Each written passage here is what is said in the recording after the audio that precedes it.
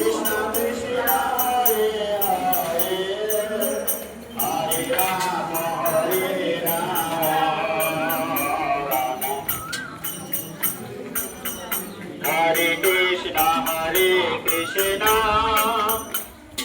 Krishna Hare Hare Hare Rama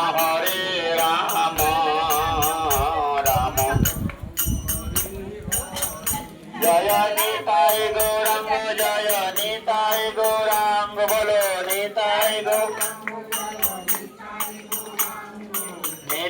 Gauranga Jaya Gaura Hari Nitai Gauranga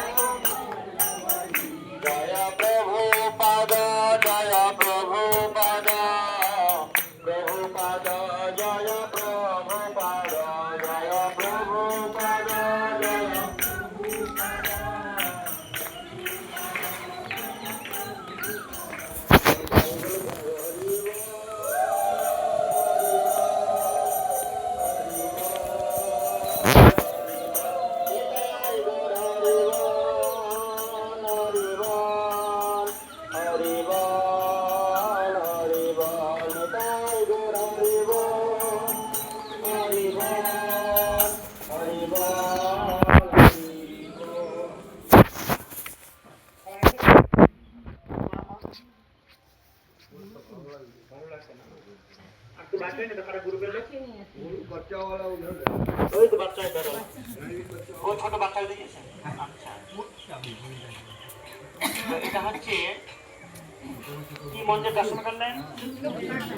Lakshmi Narayan মন্দির। আর আমরা কোথায় এসেছি? কপিলমুনির আশ্রমে গঙ্গাসাগরে। কালকে গঙ্গাসাগরের মহিমাটা সবাই শ্রবণ করলেন। এটা হচ্ছে লক্ষ্মী নারায়ণ মন্দির। সত্যযুগ থেকে লক্ষ্মী নারায়ণের পূজারী কে ছিল? সবার প্রথম লক্ষ্মী নারায়ণের পুজো কে করতেন? অভিমন্যু। কে করতেন? এই লক্ষ্মী নারায়ণের প্রথম পূজারী হচ্ছে কি নাম? জোরে বলুন। অভিমন্যু। উনি ছিলেন ব্রহ্মচারী। সারা জীবনে এই লক্ষ্মী নারায়ণের উপাসনা করতে করতে তাদের চরণে ফুল চন্দন তুলসী পত্র অর্পণ করতে করতে জীবনটা অন্তিম সময় লগ্নে। এমন সময় সে পূজারীর ইচ্ছা হলো, আমার জীবনটা এই লক্ষ্মী নারায়ণের সেবা করে সার্থক হলো না। কেন? আমি যার আরাধনা করি, আমার আরাধ্য দেব লক্ষ্মী নারায়ণ, তারা স্বামী স্ত্রী কি সুন্দর সংসার করলো, আর ওদের সংসারের সেবা করে করে আমার জীবনটা আইবুড়োই কেটে গেল। এইটা তার দুঃখ। অভিমন্যু। মনে থাকবে, লক্ষ্মী নারায়ণের সবার প্রথম পূজারীর নাম কি? অভিমন্যু।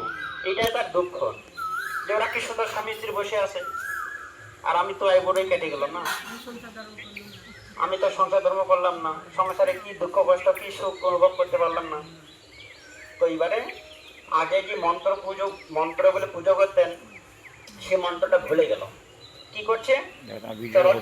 নিবেদন করছে আর একটা প্রার্থনা করছে যে প্রভু, তোমরা যদি আমার প্রতি সুপ্রসন্ন হও, তুমি যেমন লক্ষ্মীকে নিয়ে বসে আছো, এরকম যদি একটা মেয়ে আমি পাই, তাকে বিয়ে করে আমিও সংসার করবো। কি প্রার্থনা করছি এবারে?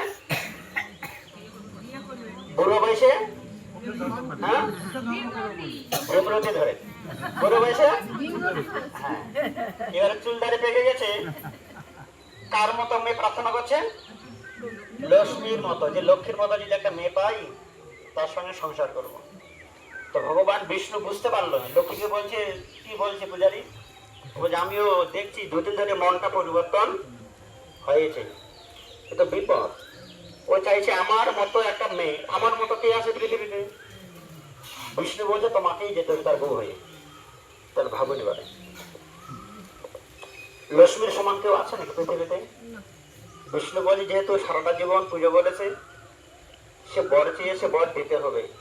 তো লক্ষ্মী তোমাকেই পাঠাবেন, আপনার বউকে পাঠাবেন কেউ যদি চান। কিন্তু তিনি যে ভগবান, লক্ষ্মীও জানে সারাটা জীবন সত্যি তো আমাদের সেবা করে করে জীবনটা অতিবাহিত করেছে, লাস্টে এমন একটা বসে এসে আমার মতো মেয়ে, আমার মতো পৃথিবীতে কেউ নেই। তো লক্ষ্মী দেবী ভগবানকে বলছে, প্রভু কি করা যায়, কি করে সম্ভব, আমি তোমাকে ছেড়ে তার কাছে কি করে যাব? তখন ভগবান বললেন, এই সত্য যুগে হবে না, ত্রেতা যুগে হবে না, দাপর যুগে হবে।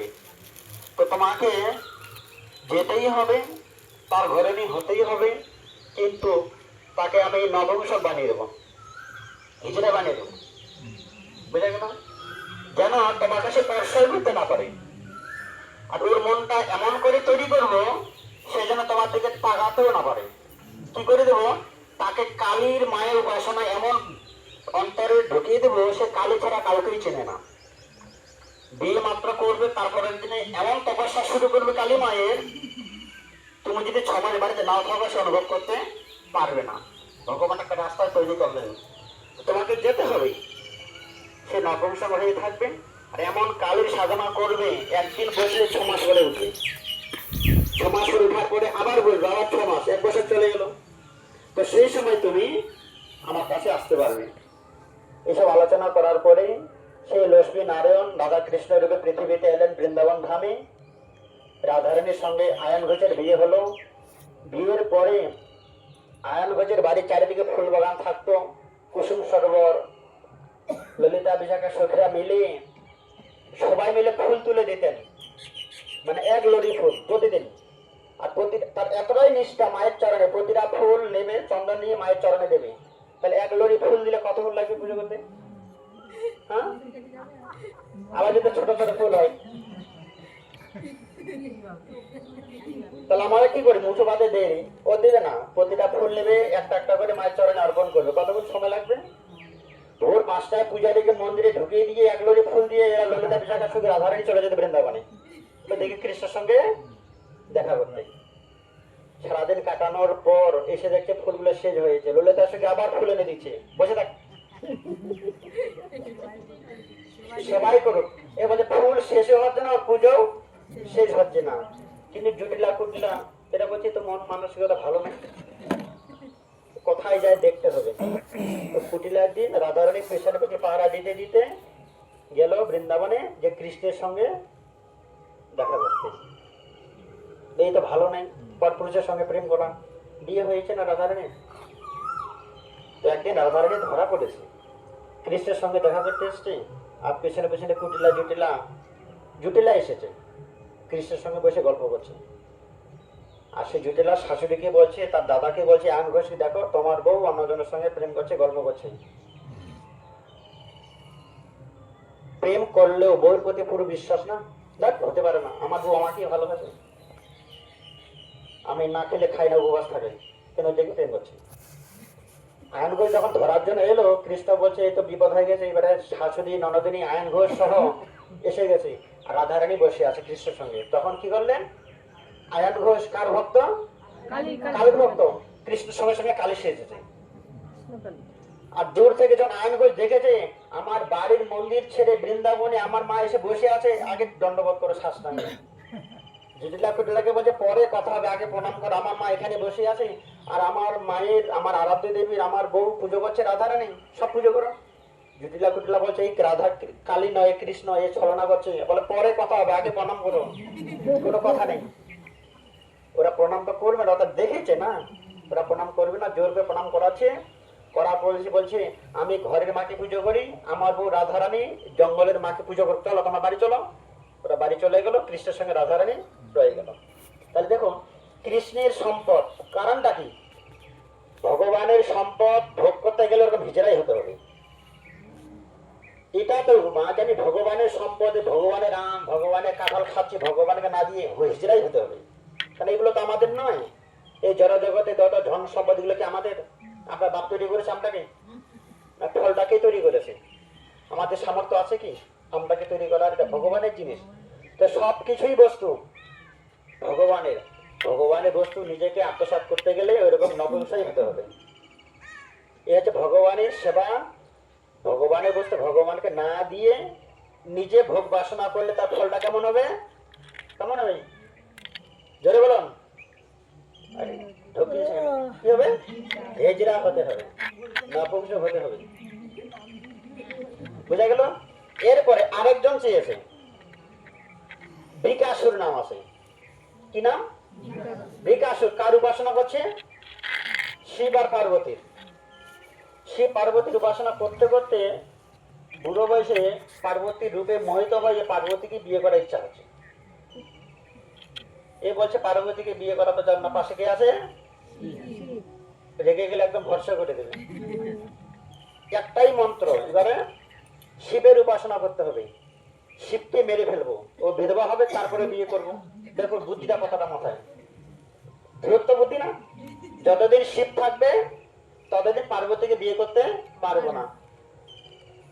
ওই সুরাজ, ভিডিওটা কি হতে দেখ না, মাথার আসছে, আমার মুখে আসছে না তো। তুই দাঁড়া, 2 মিনিট দাঁড়াতে পারে না। আসছে, তুই করো। কি হচ্ছে? বৃকাসুর তপস্যা করতে করতে এবারে শিবের আরাধনা করছে। কিভাবে? একটা আঙ্গুল কেটে দিচ্ছে শিবের নামে, একটা মাথাটা কেটে দিচ্ছে শিবের নামে, আরতি করছে। শিব ঠাকুর বলছে তখন আসতো, আর মাথা কাটতে হবে না, তুমি বড় মারবো আগে।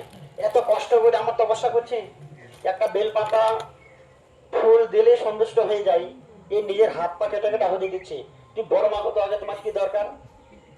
এ বলছে কি করে বলে তোমার বউকে চাই, চাইলে দেবে? বলে প্রভু তুমি যেটা বর চাইবো ওই বর দিতে পারবে না, তুমি, আমি আবার তপস্যা করবো। আবার তপস্যা করছে, আবার সন্তুষ্ট হয়ে যাচ্ছে, বর মাগো। চিন্তা করছে কি করে বর মাগা যায়, কেউ দেয় নাকি বউকে আমাকে দাও, কিন্তু ওইটাই তাকে নিতে হবে। তখন কি করলো সে? বলছে প্রভু আমি যার মাথায় হাত রাখবো সে যেন ভস্ম হয়ে যায়, এটা আমাকে বর দিন। শিব তো জানে না কার মাথায় হাত দিতে আসবে, ও কথা আসলো। শিব বুঝতে পারেনি, ভক্ত না, ভক্তর মন মান রাখতে হবে, সে আমার ভক্ত, তবে পূজারি না সে। বলছে যার মাথায় হাত দিব সে যেন ভস্ম হয়ে যায়। বলছে শিব ঠিক আছে তো আসো, যাও। এখন বলছে প্রভু আপনি যে আমাকে বর দিলেন এর প্রতি আমার বিশ্বাস নেই, আপনার মাথা হাত দিয়ে দেখি। এই তো মারাত্মক, ওখান থেকে একদম কৈলাসে চলে গেছে। ওর পিছনে পিছনে বৃকাসুর ছুটছে, চারিদিকে বন বন করে ঘুরছে, ওর পিছনে পিছনে বৃকাসুর যাচ্ছে।